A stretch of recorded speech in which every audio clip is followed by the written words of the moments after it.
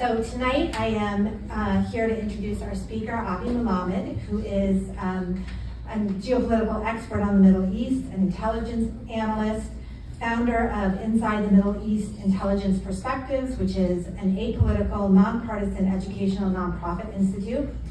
He's a former Israeli intelligence official and senior Arab affairs advisor, and is fluent in Hebrew, Arabic, and English. He's the author of 3 books on the region, most recently Inside the Middle East, Entering a New Era, which he wrote together with Maya Hoffman, who is his wife and business partner, and I had the pleasure of enjoying dinner with both of them earlier tonight, so it was great to meet them both. He's also an author, producer, and host of a newly released documentary series on Jerusalem called The Seam Line, which explores the many layers of the conflict in and over and around Jerusalem. We actually were talking about finding a way to show that here at the JCC at some point in the future, so I'm hoping that we can do that because I think it would offer a lot of insight into what's going on in the area.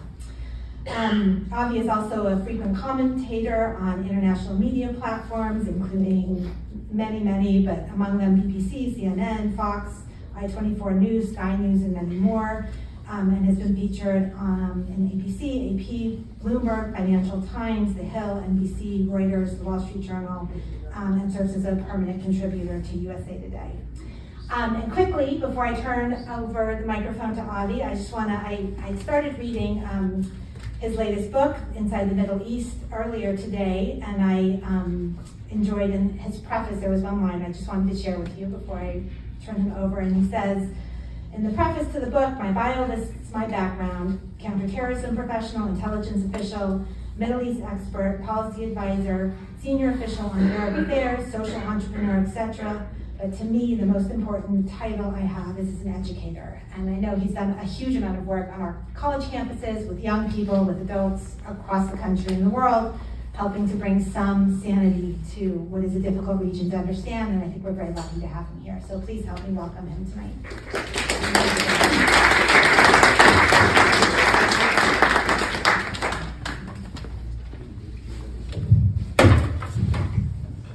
Shalom, ladies and gentlemen. I know that you can hear me, you're not the problem. The problem is in the back. My wife waves, it means that everything is fine, she didn't get a panic attack. I'm very honored to be here tonight with you, and thank you for this lovely presentation. We are going to talk about a pivotal moment in the story of the Middle East and the Israeli-Palestinian conflict, the October 7, but we are going to talk about it from a wider perspective, trying to understand a couple of things from a geostrategic perspective, why this is such a significant moment, and we will try to explore different aspects regarding that. So right here in front of you, you could see the agenda of the session tonight. The opening part will be some sort of a framing that is very much needed in order to talk about what I'm going to talk about. And then we will move to the main part of the presentation. One part will deal with the question, what led to October 7? What were the forces and the developments and the currents that led to October 7?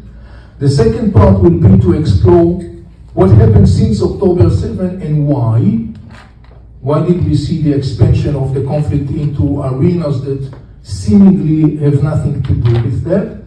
And then the concluding part, looking at where we are today from a geostrategic perspective, more than 1 year after October 7, and trying to understand where things are heading. And of course, in the end of my presentation, which will be in about 15 minutes from now, we will have Q&A.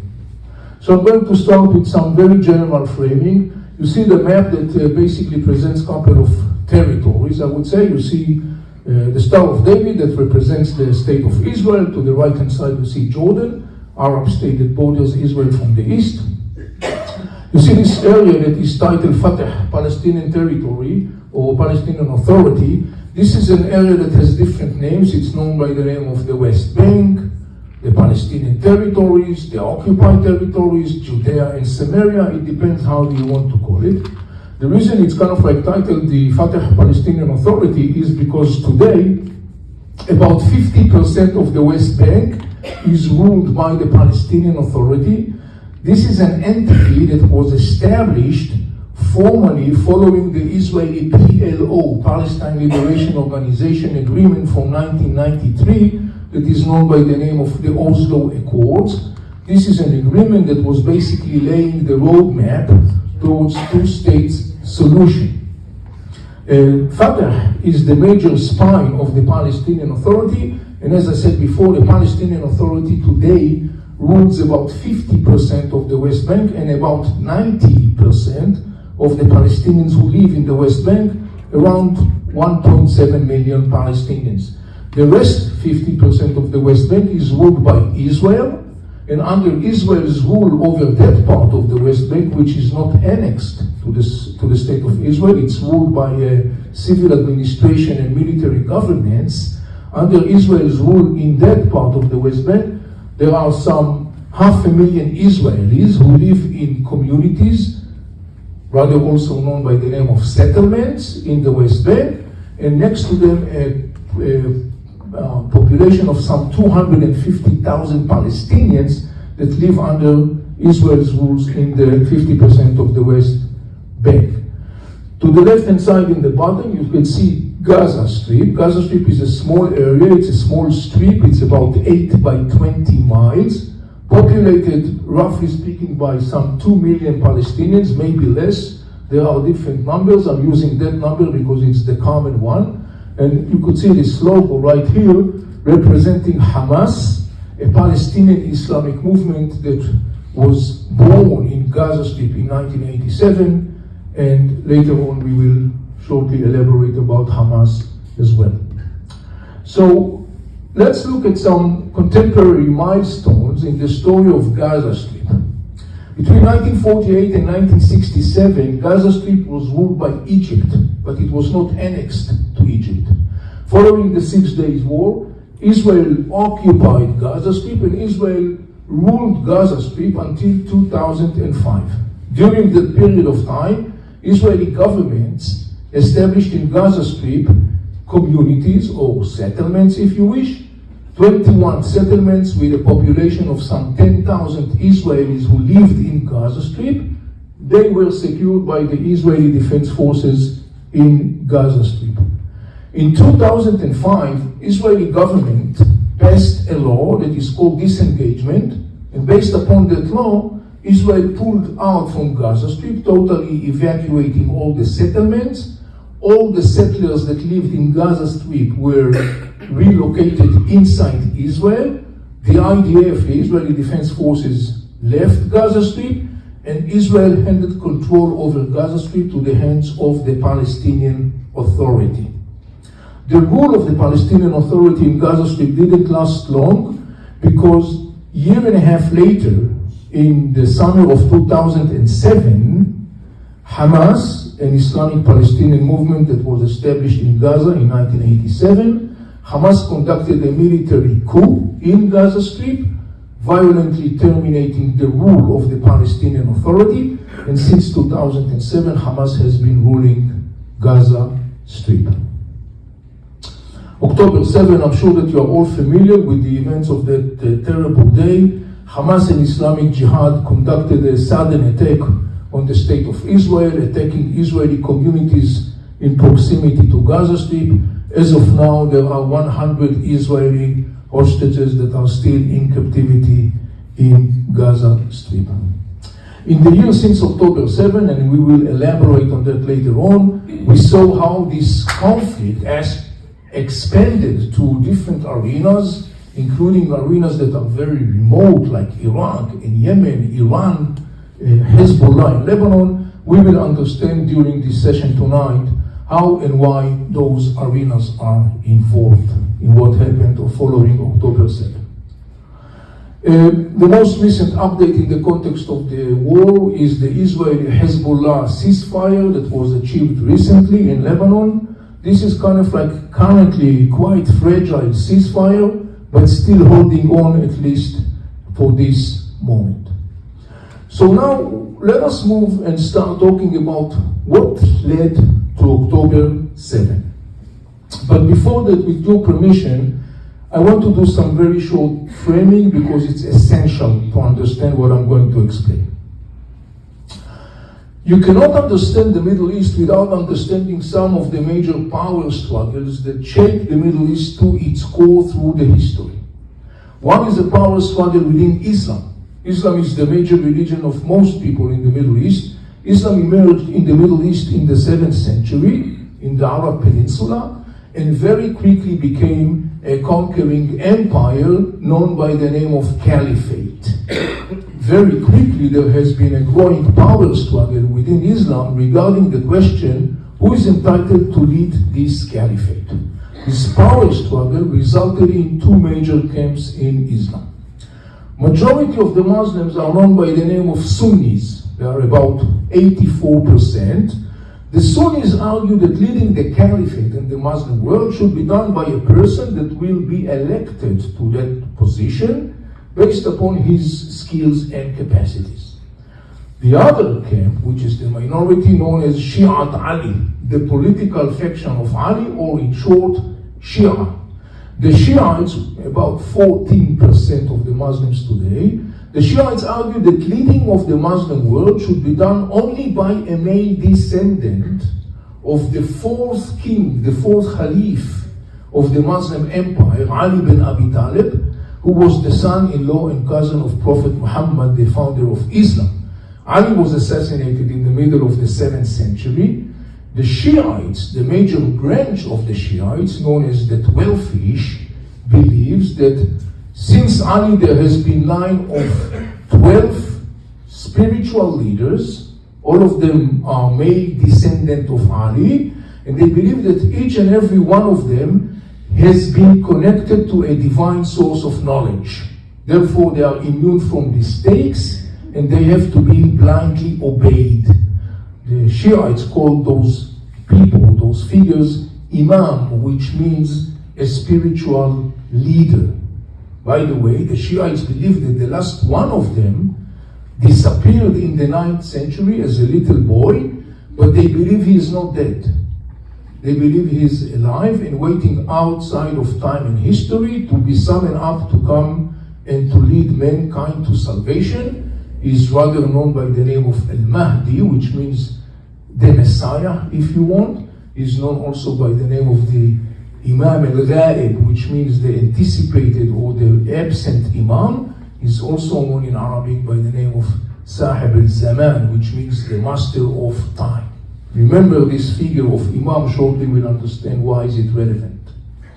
Another major power struggle that shakes the region to its core for centuries is between three major civilizations. The Arab civilization gave birth to Islam. Islam was born in the Arab civilization. Most of the Arabs are Sunnis. However, there is a large segment of the Arabs who are Shiites as well. Remember that, it's very significant. Then you got the Persian civilization. The Persians are not Arabs, they are not from the Arab Peninsula, they are from Persia, they don't speak Arabic, they speak Farsi, and most of the Persians are Shiites. And then you got Turkey. The Turks are neither Arabs nor Persians. They are not from the Arab Peninsula, they are not from Persia, they don't speak Arabic, they don't speak Farsi, they speak Turkish, and they are from Central Asia.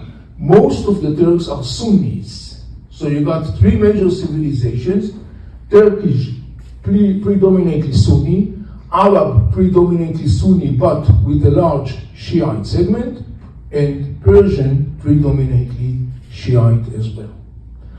Now that we did this framing, we can start talking about what has led to October 7.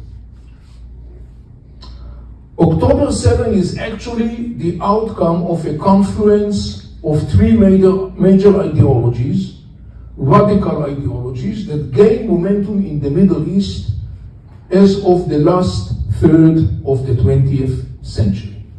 Two out of those three ideologies are ancient. The third one is contemporary. The ancient ones are coming from the hub of both Sunni Islam and Shiite Islam.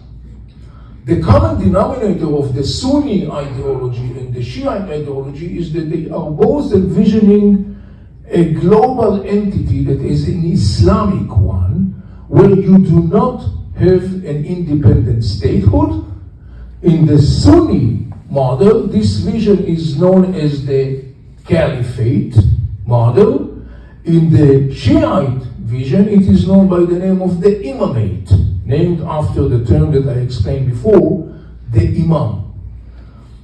Though they have common denominator in their outlook of a world that is ruled according to the Islamic religious law, the Sharia, the Codex, they are different one from the other in many aspects, and particularly they are in competition, not to say rivalry, one with the other. One of the common denominator, however, between those two ideologies is that they are globalist, radical, and expansionist, and they are totally rejecting Western civilization. They view the Western civilization as a decaying, declining civilization that is doomed to disappear. When you look here on the left-hand side, you could see a couple of logos representing some of the groups that are coming from the hub of the Sunni Caliphate vision. Like, for example, you see on the top this green logo with these two swords representing the biggest mass movement in the Muslim Sunni world, known by the name of the Muslim Brotherhood. You probably heard this name. The Muslim Brotherhood were established in Egypt in 1928. They are coming from the hub of Sunni Islam. Beneath the Muslim Brotherhood, you could see, for example, the logo of Hamas. Hamas was established in Gaza Strip in 1987, and Hamas formally defines itself as the offspring of the Muslim Brotherhood in Palestine. This is the formal definition Hamas defines itself.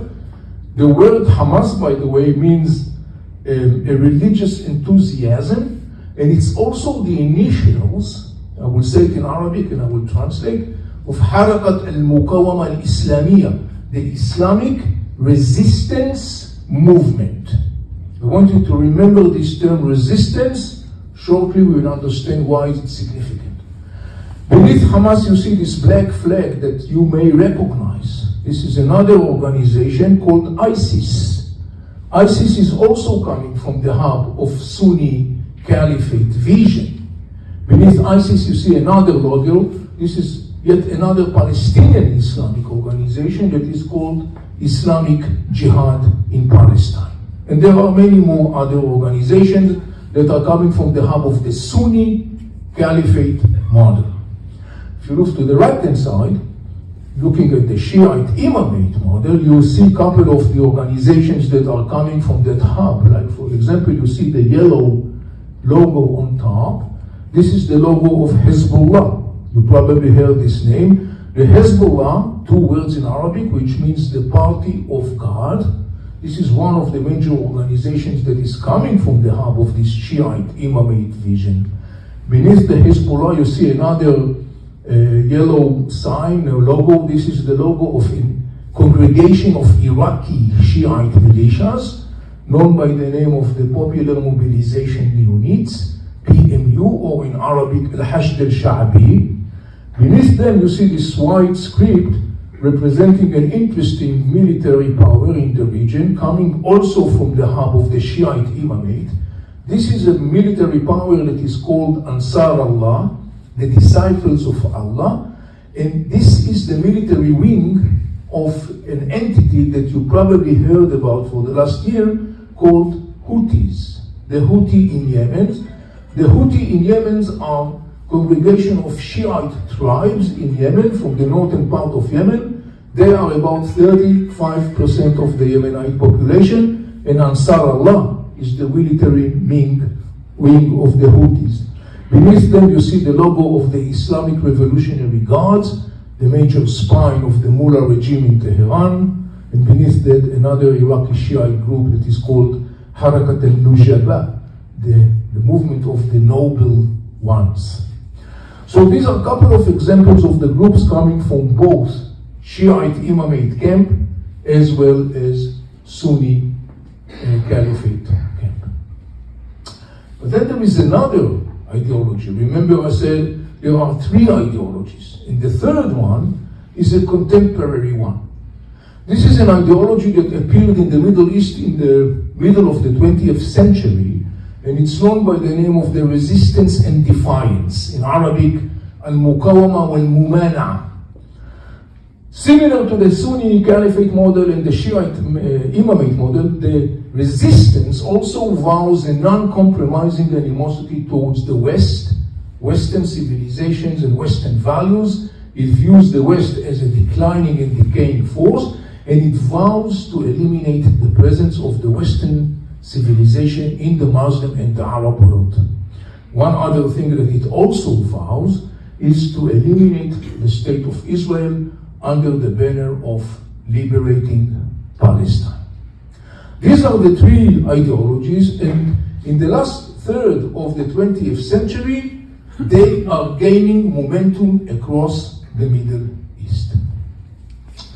A significant milestone is in 1979, there is an Islamic revolution in Iran. Iran becomes a Shiite theocracy under the leadership of the mullah regimes. The mullahs are the Shiite clergies, and they basically are taking over Iran in 1979. This is a regime that, to its core, is incentivized and inspired by the vision of the Shiite imamate. It also inspired by the deep Shiite narratives that argue that it was the Shiites who were supposed to lead the Muslim world, but the crown of leadership allegedly was stolen from them by the Sunni Arabs back in the 7th century. And so when this regime coming to power, incentivized and inspired by those ideologies, this regime is actually translating those narratives and ideologies into operational blueprint of expansion across the Middle East under the title of exporting the Islamic Revolution. So one of the things that is done in that frame, exporting the Islamic Revolution, in 1980, the mullah regime is establishing in Lebanon what is going to become its most powerful proxy, the Hezbollah in Lebanon. Parallel to that, when you look across the map, you could see that now we see, starting from the last third of the 20th century, the emergence of different armed groups, organizations, movements that are coming either from the Sunni Caliphate model or from the Shiite Imamate hub. So we mentioned Hezbollah coming from the Shiite Imamate in the 1980s. At the same decade, in the 1980s, Islamic Jihad and Hamas are appearing. They are coming from the hub of the Sunni Caliphate. In 1988, in Afghanistan, Al-Qaeda is established. Al-Qaeda, 9/11, Osama bin Laden. Al-Qaeda is coming from the hub of the Sunni Caliphate model. By the way, the term Al-Qaeda means the foundation, the base. Then you got in 1994, the rule of the Taliban in Afghanistan, also coming from the hub of the Sunni vision. In 1992, you see the establishing of Ansar Allah, the military power of the Shiite Houthis in Yemen. In 2014, you see, in 2004, you see the emergence of ISIS in Iraq and Syria. ISIS is coming from the hub of the Sunni Caliphate. In 1987, Hamas is establishing itself in Gaza Strip, and in 2007, Hamas is basically taking control over Gaza Strip. And so when you look across the map, you could see how both the Sunni Caliphate model and the Shiite Imamate model are gaining momentum across the region, across the Middle East, and basically they are enormously shaping the geostrategic landscape of the region. The major tool, mechanism that is responsible for that is a network of armies of terror scattered across the Middle East, starting as of the last third of the 20th century, known by the name of the Axis of Resistance, or in Arabic, Mihwar al-Muqawama. This is a network of armies of terror that are massively armed, supported, backed, guided by the mullah regime in Tehran. And the purpose of this axis of terror is, in the end of the day, to fulfill the Mullah regime vision of the Shiite imamate and to position the Mullah regime as the superpower, as the hegemonic superpower in the Middle East at the expense of their ancient rivalries, the Sunnis, Arabs. When you look at the members of this axis of resistance, you find something very interesting. You will not find Iranians in those armies of terror. They are all based upon Arabs. Hezbollah in Lebanon is based upon Lebanese Arabs in their ethnicity. The Iraqi Shiite militias are based upon Iraqis who are Arabs. Ansar Allah, the Houthis, are based upon Yemenites who are Arabs in their ethnicity. You will also find two other members of this axis, Hamas and Islamic Jihad in Gaza Strip. They are also Arabs in their ethnicities. They are not Persians, they are Arabs. And then there is another interesting thing. They are basically representing different nationalities, Arab nationalities. Hezbollah in Lebanon are Lebanese. Iraqi Shiite militias are Iraqis. The Yemenite in Yemen are Yemenite. Hamas and Islamic Jihad are Palestinians. And when you look at what those members of the axis of resistance have been doing, to a large extent, they are operating against the interest and well-being of their own brothers and sisters and their own homelands. Hezbollah in Lebanon basically terrorized Lebanese and occupied Lebanon from within with its Iranian weapons in the service of the Mullah regime in Tehran. Iraqi Shiite militias that are part of the Iraqi establishment but at the same time are obeying the Mullah regime in Iran, those Iraqi Shiite militias basically also terrorized their own brothers in Iraq. The Houthis in Yemen conducted a military coup in 2014, ousting a legitimate Yemenite government, and ever since then there has been a war going on in Yemen that is basically split to two, if not more than two.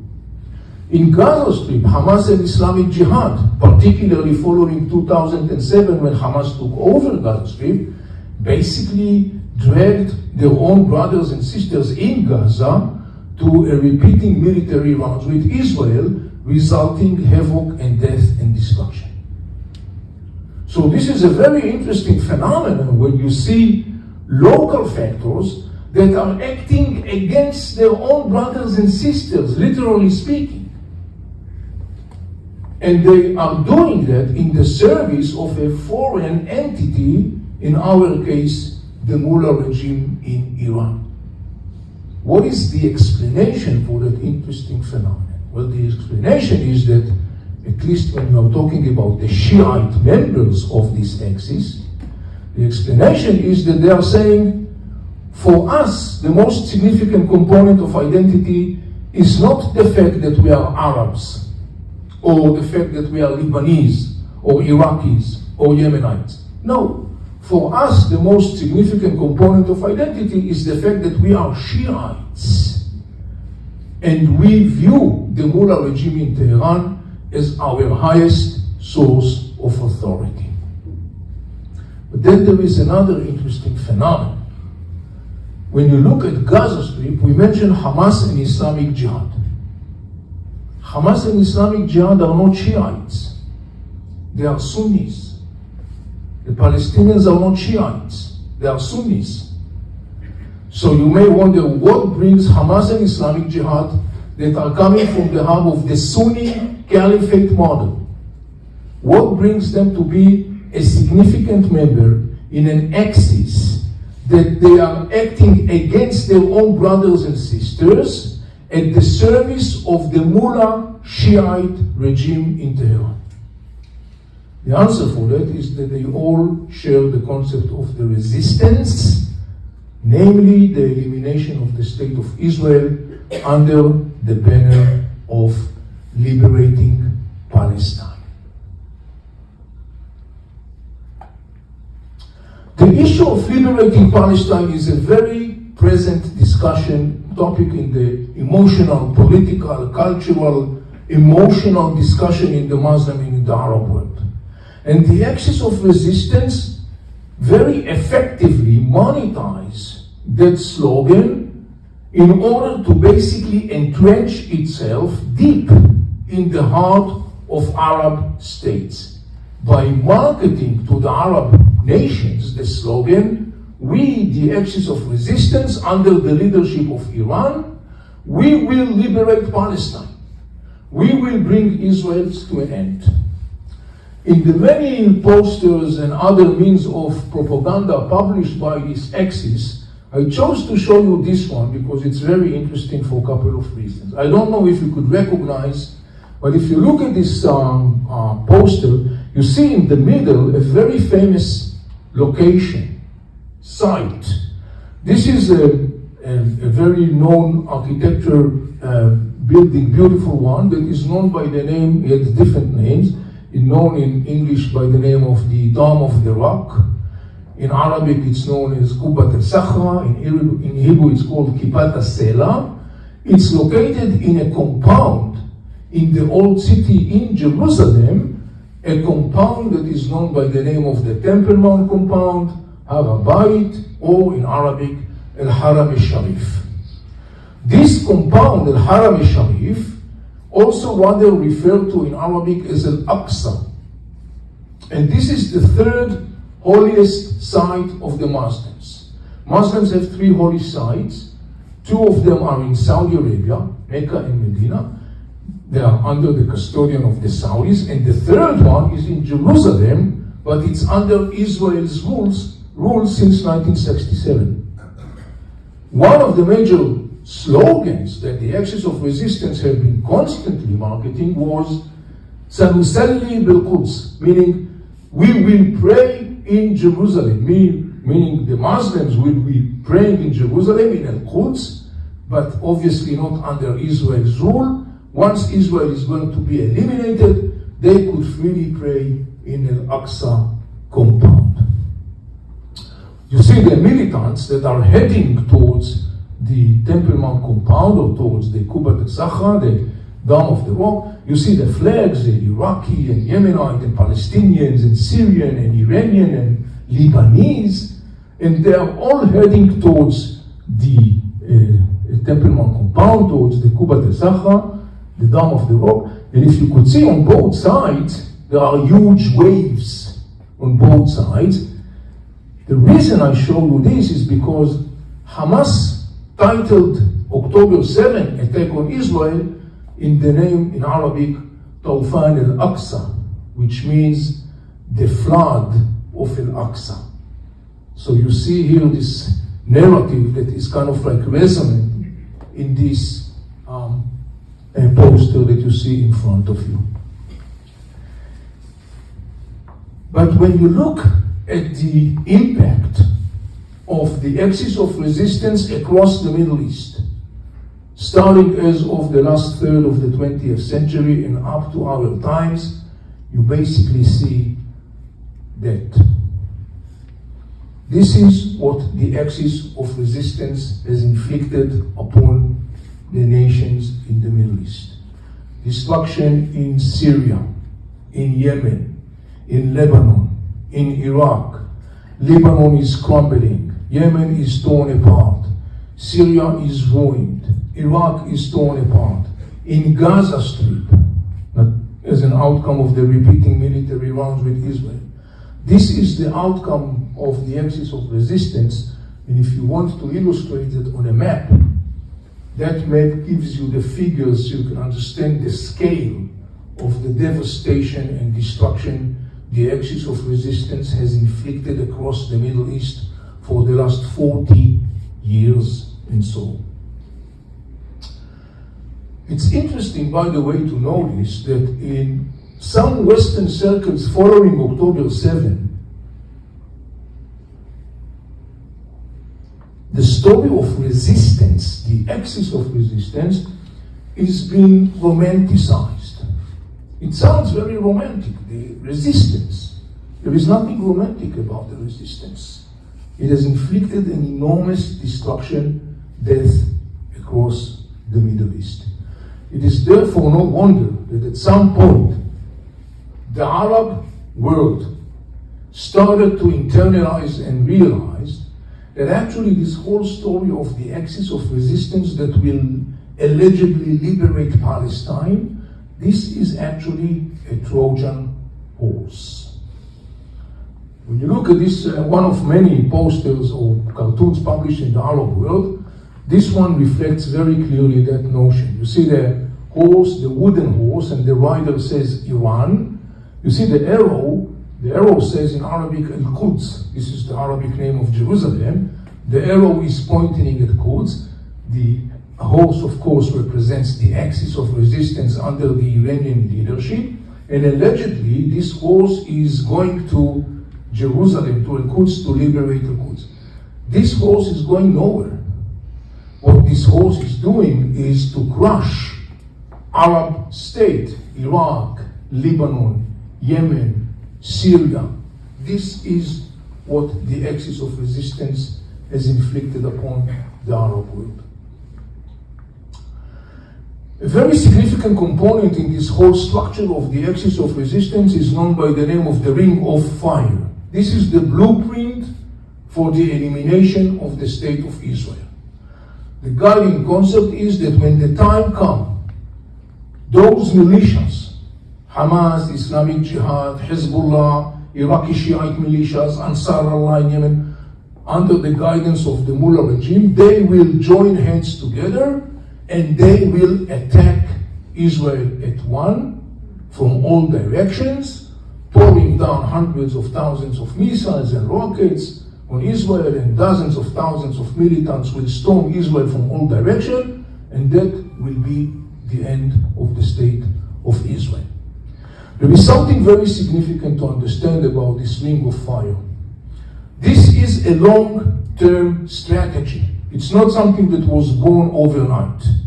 It is a long-term strategy that was very well calculated and built during the last couple of decades.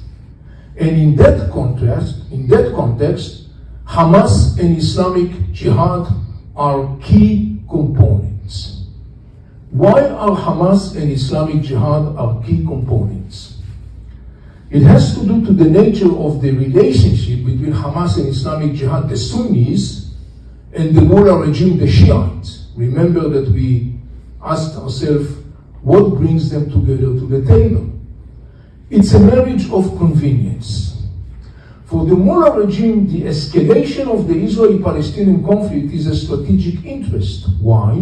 Because the more the conflict escalates, the more the Mullah regime could continue and market the story of the axis of resistance, saying to the Arab world, well, we are arming those militias, we are interfering in Lebanon and in Syria and in Iraq and in Yemen and in Gaza because we are preparing for the day we will liberate Palestine. But somebody needs to fuel the escalation of the conflict. The Iranians are not going to do them themselves. They need somebody to do the dirty job. Here comes the role of Hamas and Islamic Jihad. Their role is to fuel the escalation of the conflict. If you look at the trajectory of the Israeli-Palestinian conflict for the last 40 years, since particularly following the signing of the Oslo Agreement in the 90s, when you look at the trajectory of the conflict, you see that Hamas and Islamic Jihad were the major perpetuators of the escalation of the conflict. That's what happened on the ground in the last 40 years, and it's not random. It's part of this program of the Ring of Fire.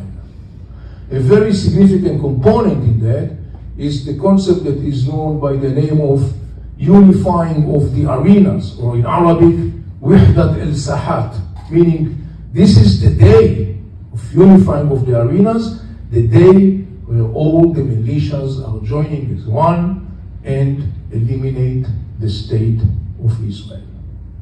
That day has allegedly a date. The date for that was October 7th. how we got to October 7. This has been the trajectory that led to October 7, and it was brewing and evolving over decades. It didn't start not yesterday and not 2 years ago. Hamas is launching October 7 attack under the impression that the day has come of unifying of the arenas. Hamas' impression was not baseless. Why?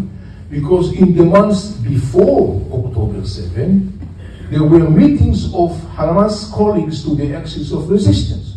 Hezbollah, Iraqi Shiite militias, the Islamic Revolutionary Guards in Tehran, including meeting with the Supreme Leader of Iran, Ali Khamenei, in the summer of 2023, a couple of months before October.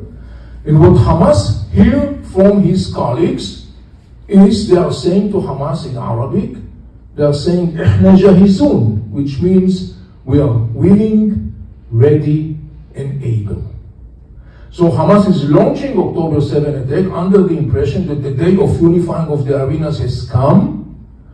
And one of the major incentives for Hamas to do that is because Hamas says, now, when the day of unifying of arenas has come and the state of Israel will be eliminated, we, Hamas, we will decisively win the power struggle with the Fatah, the other major Palestinian players, the spine of the Palestinian Authority that I mentioned in the beginning. We, Hamas, we will decisively win the competition, the rivalry with Fatah, and once and for all, we, Hamas, we will be the leaders of the Palestinian people. We will be the one who will dictate the trajectory of the Palestinian people, and that will be a step in our long-term ideology of establishing caliphate. Interesting enough, in some Western circles following October 7, people are echoing the slogan, "From the river to the sea, Palestine will be free." They think that by echoing that, they are echoing Hamas' objective. That is not Hamas' objective ideologically. Hamas' objective, remember, is coming from the caliphate vision, where they reject the concept of national statehood. Fatah, the major Palestinian other factor, rejects the concept of caliphate and endorses the concept of national statehood. Hamas basically says, we think people should live their life according to the Islamic religious codex. The Fatah says, no, it should be based upon a parliamentary-based legislation. Hamas says, we will never ever recognize Israel's right to exist. We committed to the concept of al-muqawama al-musallaha, the armed resistance, until Israel will be eliminated.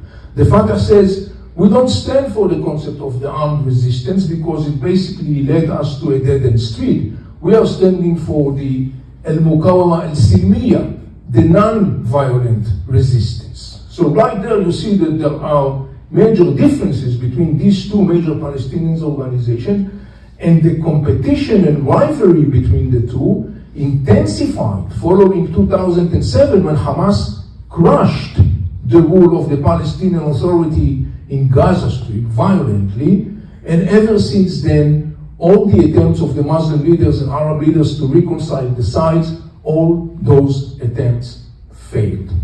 The gaps between the two camps are actually non-bridgeable.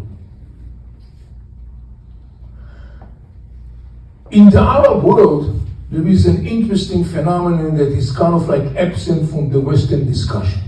And that is the fact that the Arab world before October 7 and particularly following October 7 holds Hamas accountable to what happened.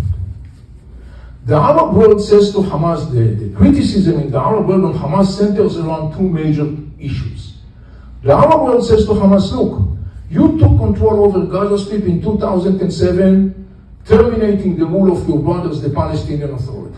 You resulted a split within the Palestinians, fine. You now took Gaza Strips from 2007 to a dead-end street. You took your own brothers and sisters to a repeating military rounds against Israel, which resulted nothing but destruction and death in Gaza. You didn't liberate Palestine, you didn't liberate Al-Quds. All you did was to cause suffer and misery upon your own brothers and sisters. This is one focal point of the criticism. And the other one, the Arab world says to Hamas, you are doing that in the service of the Mullah Shiite regime in Iran, the bitter enemy of the Sunnis and the Arabs that you, Hamas, part of. It's the same Mullah regime in Tehran that butchered your brothers, the Sunnis in Syria, including, by the way, the Palestinians in Syria. So, what are you, Hamas? Are you Arab Sunni, or are you basically a servant of the Shiite Mullah regime?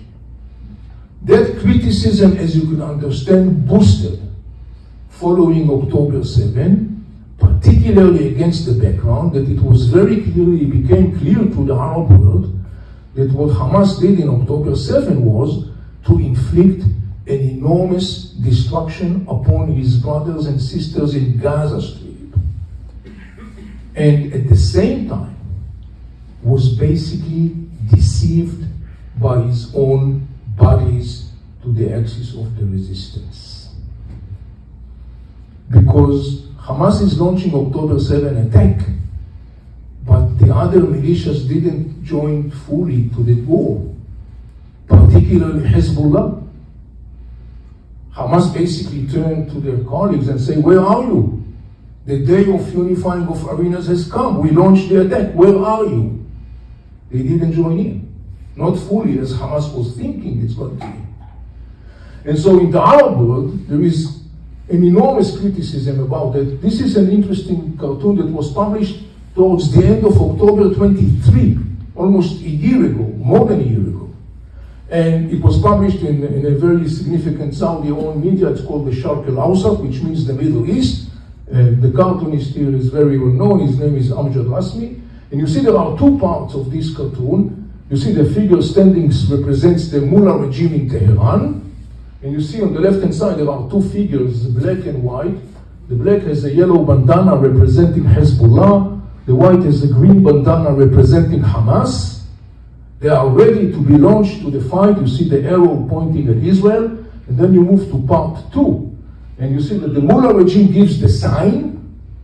Hamas is off to fight Israel. But the Mullah regime, Hezbollah remains in its place. It is not joining. And if you look closely, you could see that it is chained to the Mullah regime. The message of the Arab world to Hamas is, you launched October 7 attack because you thought that the day of unifying of arenas has come, and basically what you have done, you have inflicted the biggest catastrophe ever upon the Palestinian people since 1948, and you did that because you believed the Shiite Mullah regime in Tehran. You sacrificed your own brothers and sisters at the altar of the Mullah regime in Tehran. You, Hamas, are accountable for the disaster that happened to the people of Gaza, your own brothers and sisters. So Hamas is conducting October 7 attack. The others are not joining in. The war now is expanding in Gaza Strip, and quickly the Mullah regime in Tehran is becoming concerned, because what's happening is that Israel does not end the war. Hamas is not releasing the hostages. The war in Gaza Strip intensified, and as the war intensified, Hamas is being cracked and beaten to the ground. He is losing his rule. He is losing his military spine. The Mullah regime starts to internalize that what is happening right now, that he is losing a significant arm. Remember, Hamas and Islamic Jihad, in the context of the plan of the unifying of the arenas and the Ring of Fire, Hamas and Islamic Jihad are the factors that their mission is to perpetuate the conflict. But if this wing, if this arm is cut off, who is going to perpetuate the conflict? That's a bad news for the Mullah regime. The downfall of Hamas rule in Gaza Strip is a bad news for the Mullah regime. They need to try and to save Hamas rule in Gaza. And to do that, they are starting to activate its different proxies across the region. Hezbollah in Lebanon, October 8 is pounding the Israeli northern communities. Very quickly, Iraqi Shiite militias are starting to attack United States bases in Iraq, in Syria, in Jordan. In between, they are attacking Israel.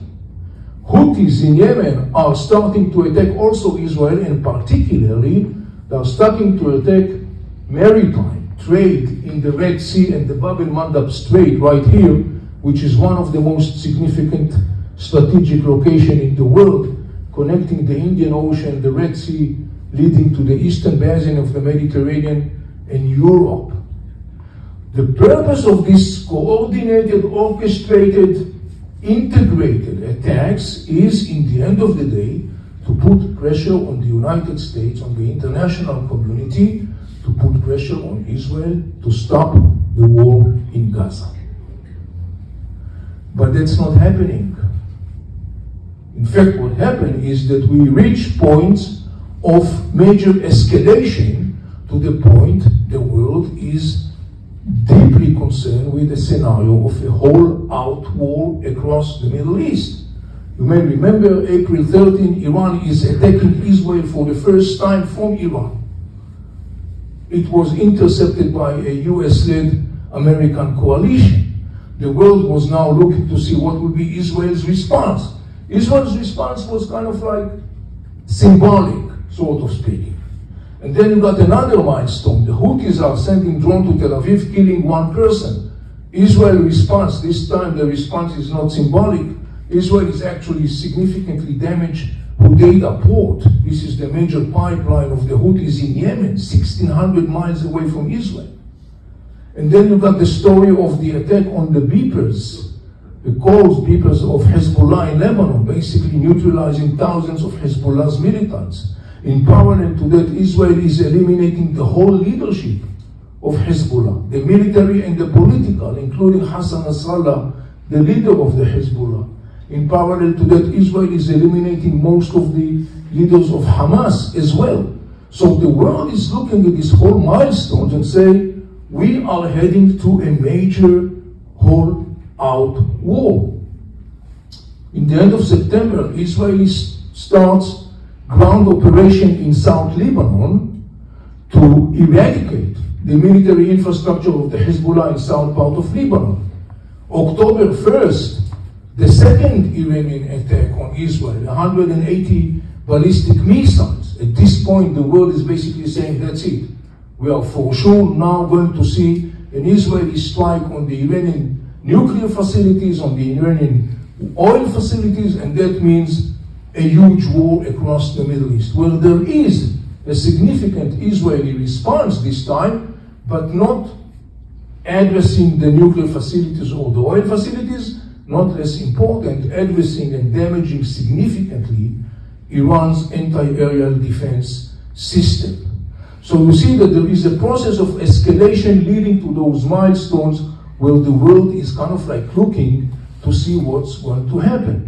As of now, in the context of the war in Lebanon between Israel and Hezbollah, as I said in the beginning, there is a ceasefire agreement that was recently reached. Basically, currently, it's very fragile because the sides are still kind of like trying to make last call, sort of speaking. So we'll have to see if this fragile ceasefire agreement will be continuing. Remember, we have today something like 70,000 Israelis that are refugees from the northern communities because of the Israeli-Hezbollah skirmish. There are hundreds of thousands of Lebanese refugees also because of the Israeli-Hezbollah skirmish during the last year. Couple of notes concluding my presentation very shortly. When you look today, more than 1 year since October 7, you see something very interesting. In October 7, Israel was, of course, in a rock bottom for many different reasons, of course. One of them is the fact that the region views Israel as a declining force, losing its deterrence capacity. Some basically were saying this is the inevitable end of the state of Israel. Israel is disintegrated and so on and so on. 1 year later, you could see that quite definitely Israel has been significantly re-establishing its deterrence capacities and image, particularly given to the outstanding technological and military and intelligence capacities that Israel has been demonstrating during the year since October 7. One other thing that is in parallel to that is the weakening of the axis of resistance, the substantial damage caused to Hezbollah, to Hamas, to Iran. All those things basically weakens the axis of resistance, which for itself is a good news, taking into consideration the negative impact of that axis on the region. However, one of the interesting things to see is the ripple effect following that. Like, for example, in Lebanon, there is now boosting of the Lebanese demand that are saying to Hezbollah, we are not going back to the same situation in October 7 when you, Hezbollah, was the one dictating our path with your Iranian weapon. We are not willing to go back there. You need to be part of the Lebanese state as a legitimate player. You need to disarm yourself, and so on and so on.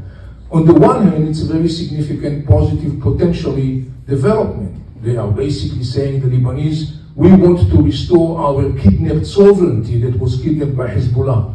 On the other hand, there is a big question mark to what extent they can do that, because Iran and Hezbollah are determined to restore very quickly their grip on Lebanon. So it's an open question today, what is going to happen in Lebanon.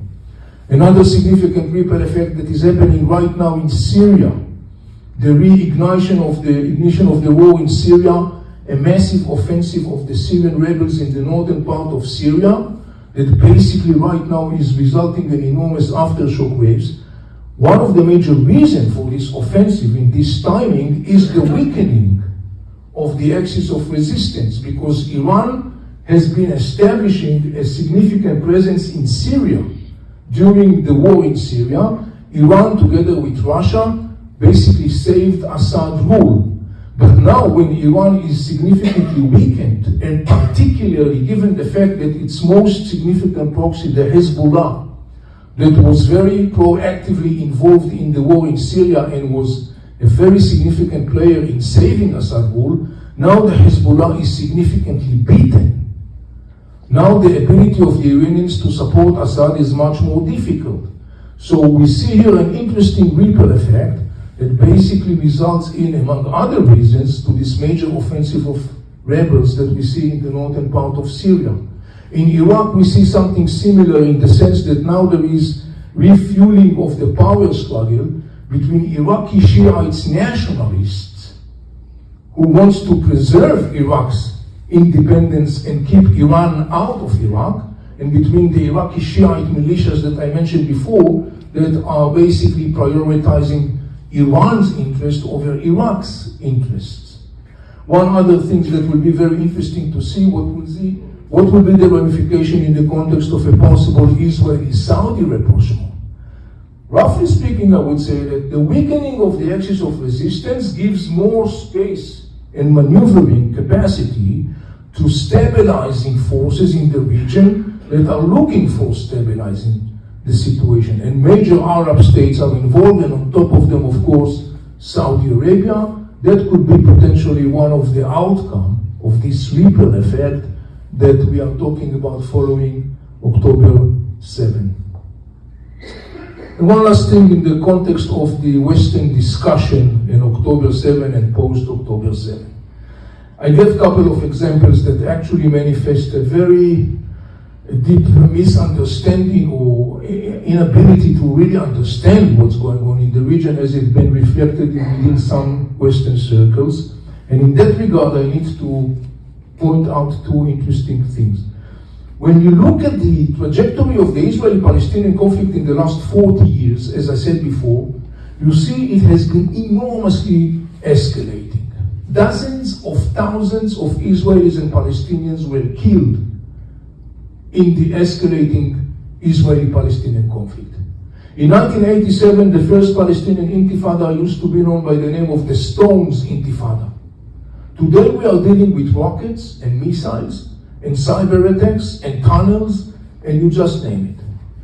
The interesting thing is that while there has been such an enormous escalation of the conflict, in the Western discussion for the last 40 years, particularly in the intellectual and academia and media conversation, it was mostly centered around the concept of two-state solution and peace, which was totally detached of what was going on the ground.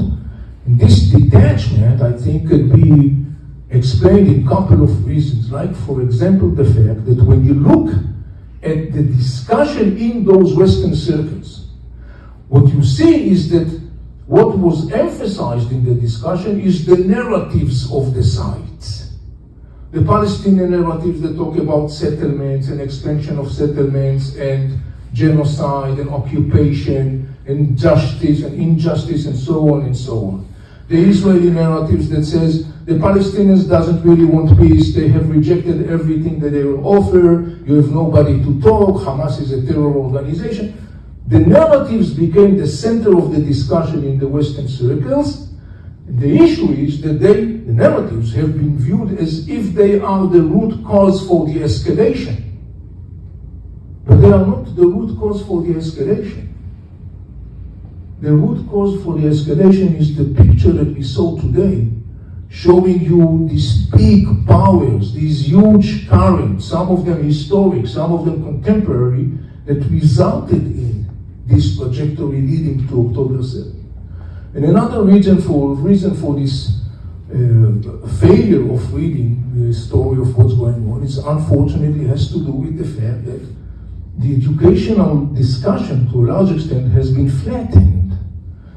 It has become subject to buzzwords and slogans and concepts and theories that sounds very nice and very compelling, but the problem is that they don't offer any ability to understand the complex reality. And when you don't have the ability to understand complex reality, definitely you don't have the ability to positively shape and impact such a reality.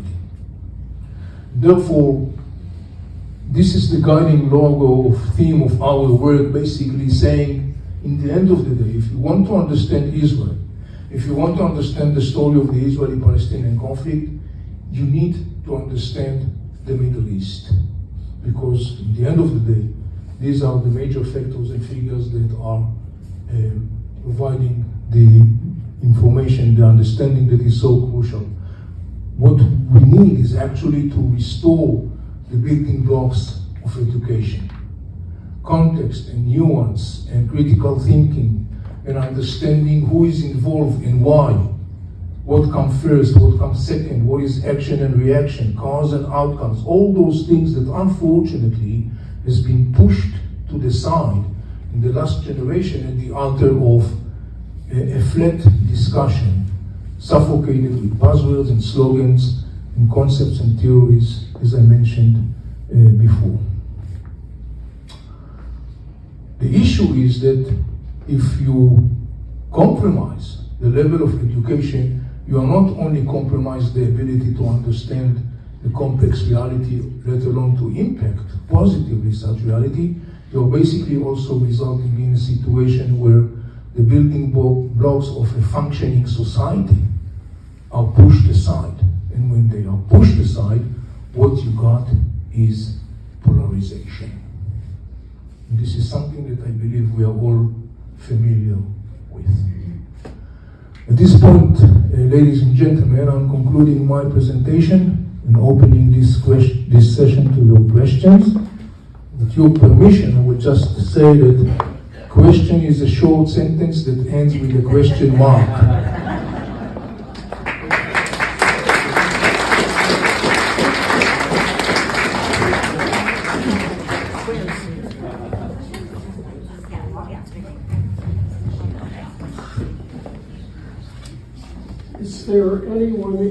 town can speak to in order to get the hostages back, since it's dividing Israeli society? Look, as we understand from the reports, there are negotiations or talks trying to result in a deal to release the hostages. I don't know to say the ins and outs of those discussions. As you accurately mentioned, it does clearly adds to the already polarization within Israeli society. I wish I could say that I can say positively or decisively there is a light in the end of the tunnel. I don't know to say positively yes. I don't know to say positively no, because I don't know the ins and outs of the current situation. There are reports that there is an expectation for some sort of like a breakthrough or a progress in the negotiations over the issue of the hostages. Can only hope that this is something that will materialize as soon as possible. Can you, in the earlier part of your presentation, which is just wonderful, thank you so much, you indicated that this October 7th pivot date was a idée fixée, as it were, in the axis of resistance, and of course, you didn't mention anything about internal Israel politics. How is it that Israel missed that? Or maybe you can talk to that issue. Yes, of course. Again, I'll try to do it shortly. The bottom line is that on the one hand, there was knowledge, and it was a scenario. The scenario of October 7 was known to the Israeli intelligence community. Even it was described in details, very much one-to-one to what happened on October 7, which obviously, boosts the sense of the failure.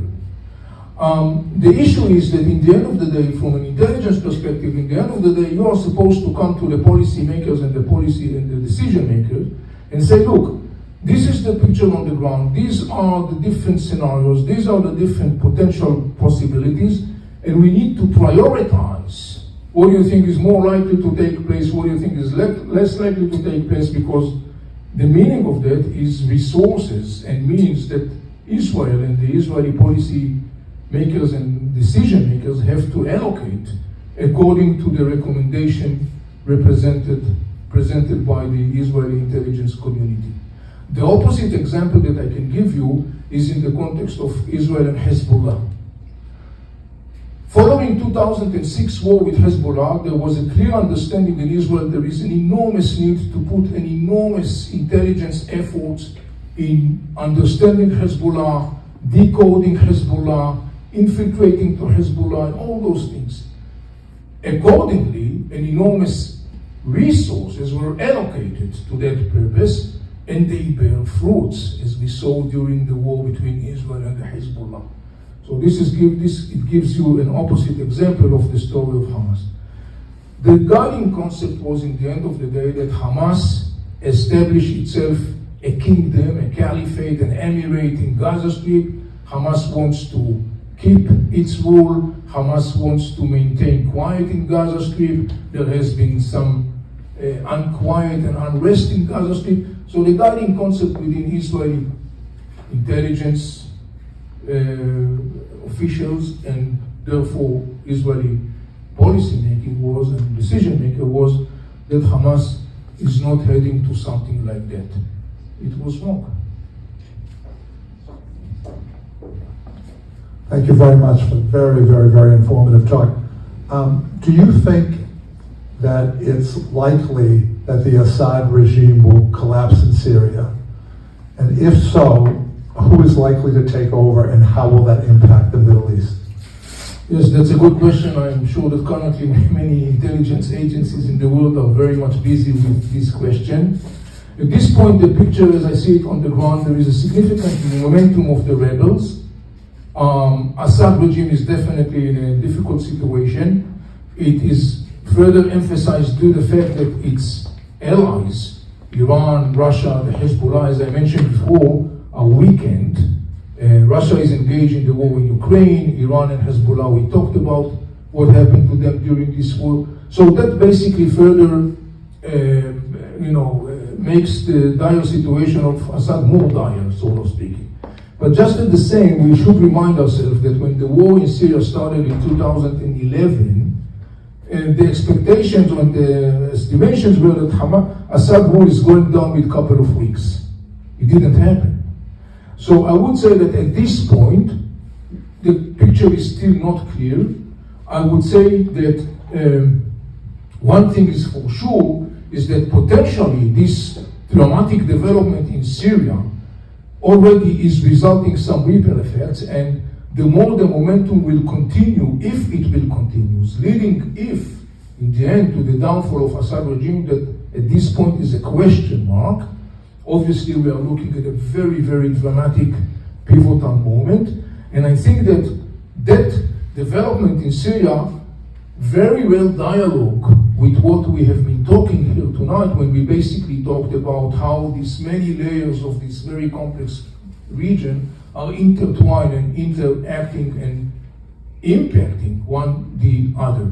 I would say at this point that from an Israeli perspective, Israel is following very closely what's going on. Rightly speaking, it's more located in the northern part of Syria, relatively remote from Israel borders at the Golan Heights, but definitely I would say that in an Israeli perspective, there are, and going back to the previous question about being prepared, I would say that definitely I would assume that in the Israeli military and intelligence communities, there is a preparation for a potential scenario of further momentum of the rebels percolating down to the south, even though it's not necessarily something that will happen. It may be what we call post-horizon scenario, but this is something that we definitely should be looking at. But in any case, already by now, it's a very significant development.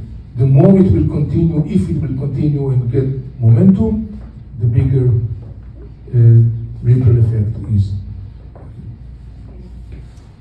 Thank you.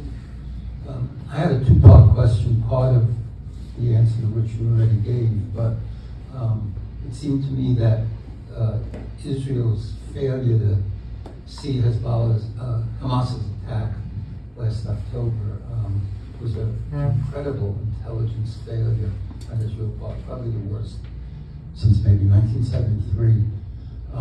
How did that happen with Israel? Nevertheless, since that time, it seems to me also that Israel's been remarkably successful in degrading both Hamas and Hezbollah.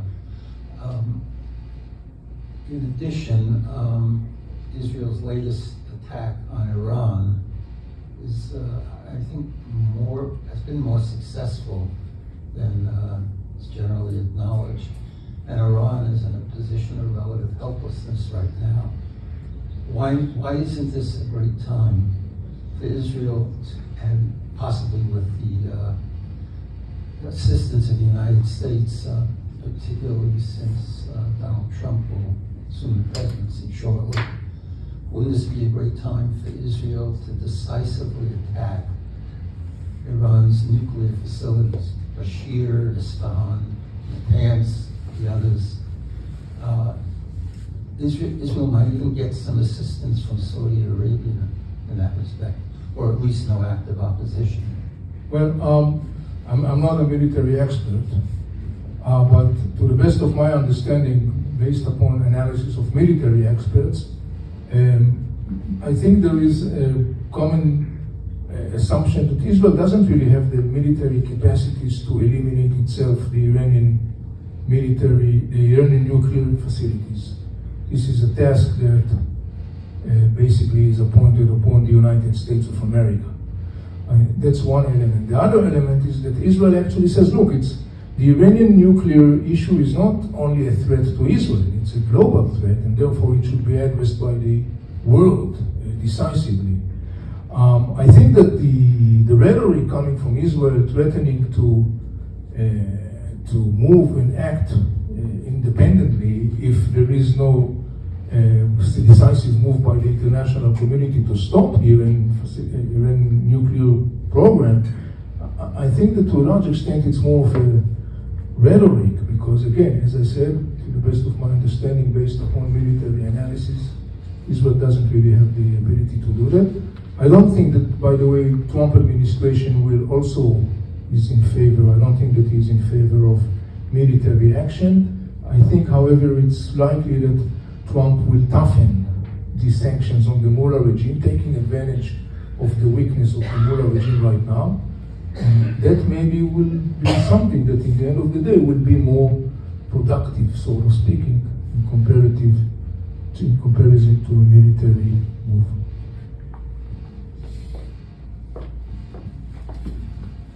Thanks very much. This is a very interesting presentation. I'm curious, in the context of the historical background, it would seem that the U.S. State Department has been naive to this history. And I'm curious what your take is, because the decisions that have been made over the last, the current administration, and certainly during the Obama years, have been completely in ignorance to your presentation of the actual history on the ground. I'm curious, what do you think of that? Does no one in the State Department understand this stuff? I don't know. I'm not part of the State Department. I've never been part of. Look, it's a good question. I'm kind of like, I must admit that I'm debating about the answer for that. Why am I debating? Because I can tell you decisively that Western agencies knew exactly what's going on the ground. Why do I say that so decisively? Because the recent declassified documents of the British Foreign Ministry that were recently published basically indicate that already back in the 90s, the British intelligence knew that Iran is activating Hamas and Islamic Jihad to topple down the Oslo Accords. They knew that. If the British intelligence agency knew that back then, I would assume that the American agencies also knew that. On the other hand, I am familiar with the fact, as you accurately mentioned, that when you come across some statements made by people that are supposed to be knowledgeable, or when you look at the policy that was conducted by American administrations vis-a-vis the region for the last couple of decades, you can see clearly that the policy chosen was not dialoguing with what was going on the ground. Whether it was stemming from ignorance, naivete, different political agenda, this is an open question. I cannot answer that. Avi, the documentation of Israel's intelligence failure is well known to everyone, Israelis, of course, most of all. But your comments about Hamas, which I've heard before, talk about failures.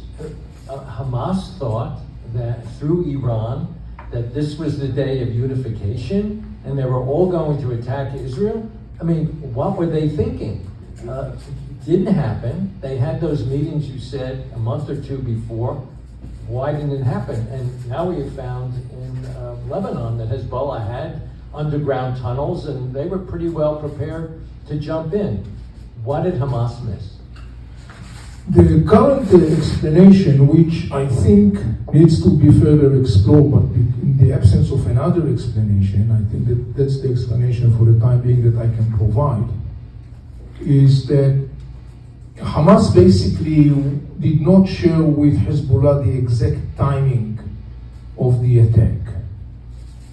Hamas was concerned that if he will do that, it will leak to the Israeli intelligence.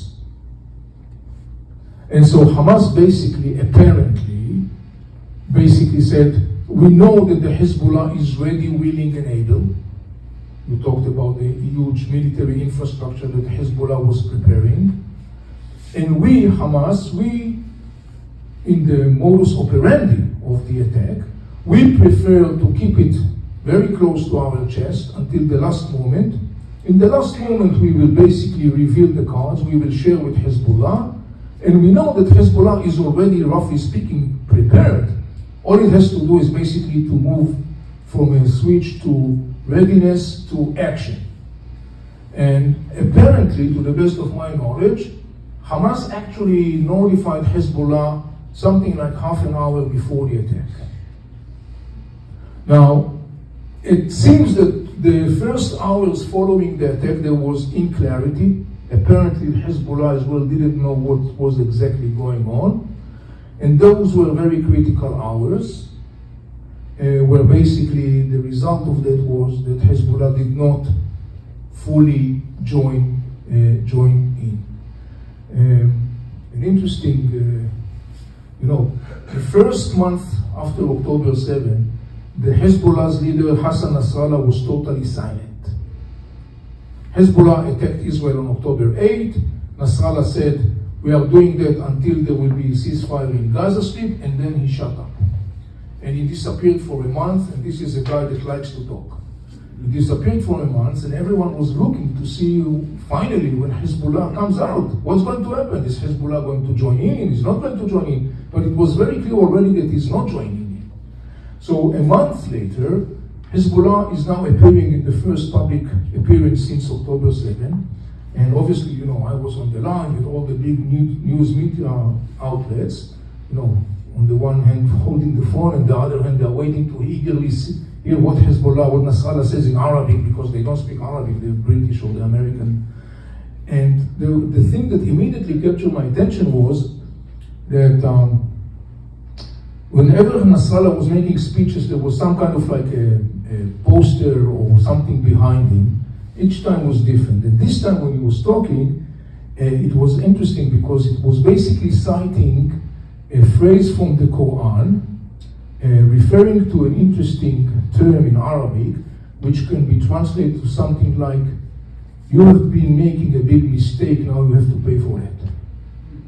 Basically, that was Hezbollah's, Nasrallah's message to Hamas in his speech, when he basically gave a 2-hour speech of a lot of hot air, but basically the bottom line was very clear, Hezbollah is not going to join in.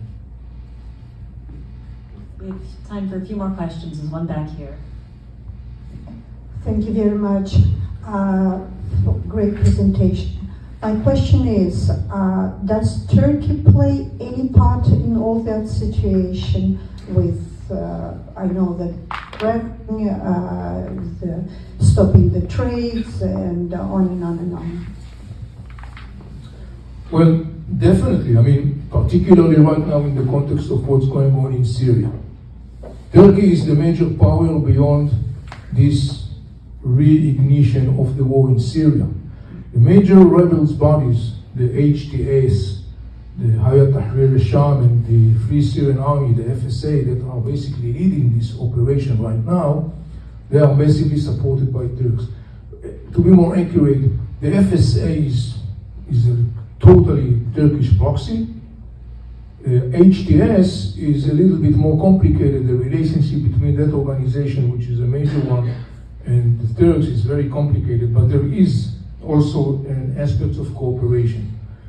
Turkey is beyond this interesting development in Syria, and the reason for that is because the ripple effect that I was talking about.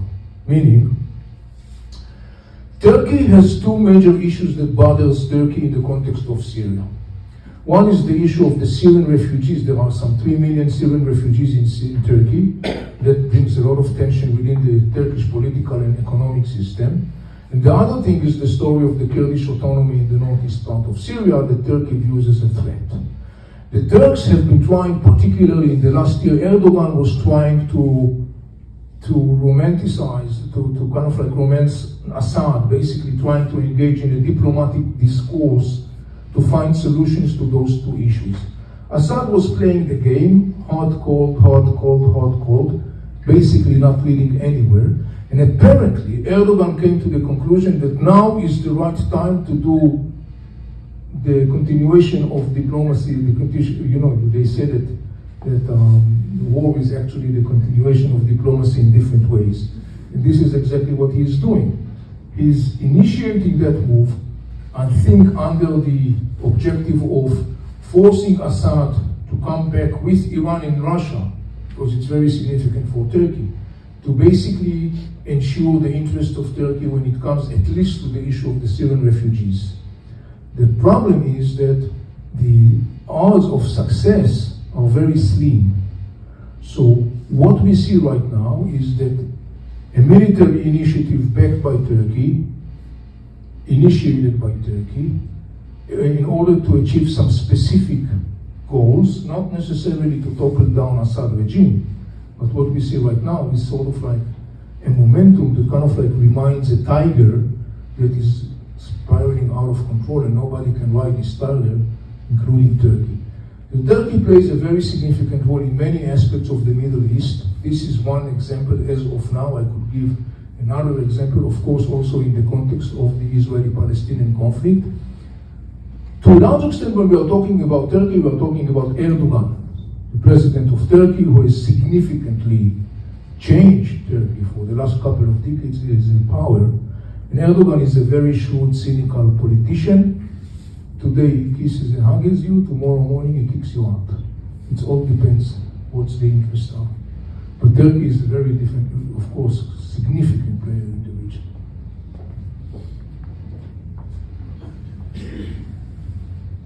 Thank you for this. Do you have any predictions for the next few years?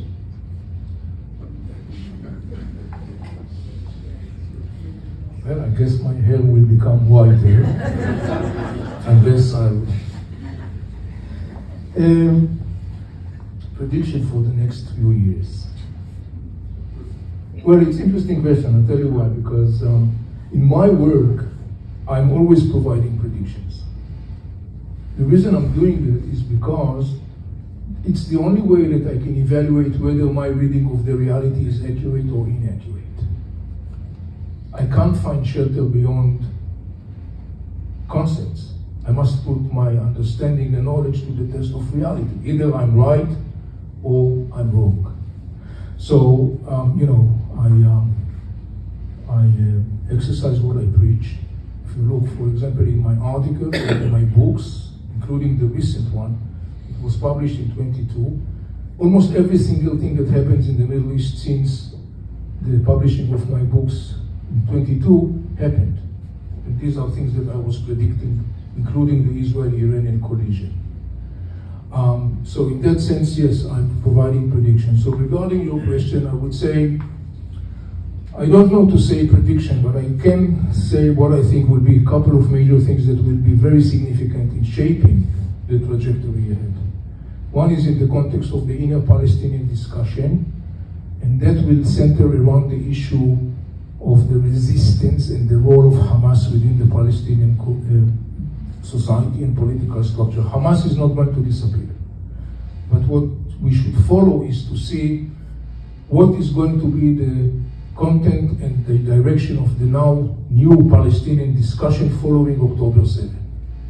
In other words, is it going to result in a situation where Hamas is going to be significantly restricted within the Palestinian discussion and therefore will be unable to continue to dictate its radical agenda, or maybe not?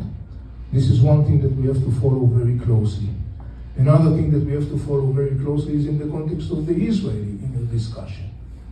It is logic to expect some hawkish, growing hawkish within Israeli political system and public opinion following October 7. However, talking about prediction, for example, and I will share with you prediction, I think that the upcoming Israeli government, whenever this government is going to be assembled, I think that the new government will be one that will center more around the core pragmatic Zionist perspectives, and I don't anticipate a significant strengthening of the Israeli ultra-national right wing. So this is my prediction in that context. Hezbollah is not going to disappear. I don't know to say what's going to be the aftermath of this war in the context of the Lebanese-Hezbollah relationship, but as a guiding full of thought, I would say we should have to definitely follow the outcome of what will happen in Syria and in the context of the axis of resistance. The guiding concept, roughly speaking, would say the more this axis is weakened, you could expect more, relatively speaking, conditions for further stability. If this axis is not weakened, if this axis is regrouping itself, you could expect a continuation of instability across the region. Those are, roughly speaking, the major things that I predict at this point. For other predictions, you're very welcome to go back to my book and to read them. And basically, almost 99% of them have been materialized. Well, thank you very much, Avi Melamed.